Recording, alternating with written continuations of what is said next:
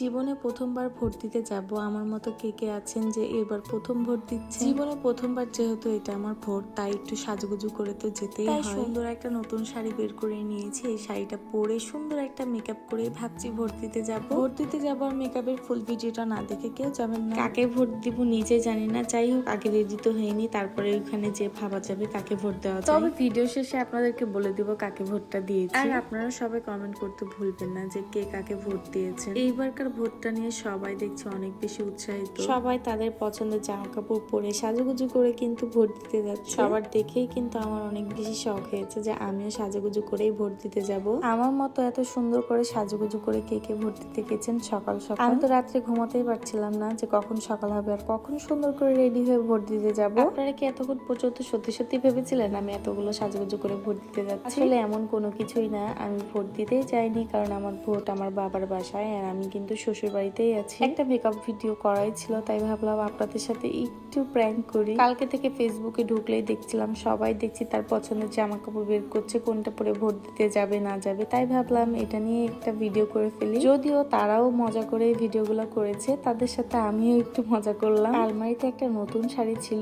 পরবো করে কিন্তু পরাই হয়েছিল না, তাই আজকে কিন্তু সুন্দর করে শাড়িটা পরেছি, সাথে একটা সুন্দর মেকআপ লুক নিয়েছি। তার সাথে রাজশাহীর মধ্যে এত সুন্দর একটা জায়গা আছে, সেখানে যে অনেক সুন্দর সুন্দর ভিডিও করেছি, ছবি তুলেছি। খুব জলদি আপনাদের সাথে লোকেশনটা, জায়গাটা শেয়ার করব। এক কথায় বলতে পারি শাড়ি পরে ছবি তোলার জন্য একদম পারফেক্ট একটা জায়গা। মাটির দোতলা দেখেছিলাম, তবে এবার কিন্তু কাঠের দোতলা দেখলাম, এমনকি দোতলার উপরে উঠে অনেক অনেক ভিডিও করেছি, ছবি তুলেছি। পরিবারের সাথে, বন্ধু বান্ধবীর সাথে, সবার সাথে কিন্তু যেতে পারে। নেক্সট ভিডিওতে দেখতে পাবেন কোথায় গেছিলাম, কিভাবে গেছিলাম আর কি কি আছে ওইখানে। আমরা সবাই যখন একসঙ্গে থাকি অনেক বেশি হাসাহাসি করি, গল্প করি। এই তো আমি এখানে রেডি হচ্ছিলাম আর আনিকা এসে বারবার কিন্তু আমার সাথে দুষ্টামি করছিল।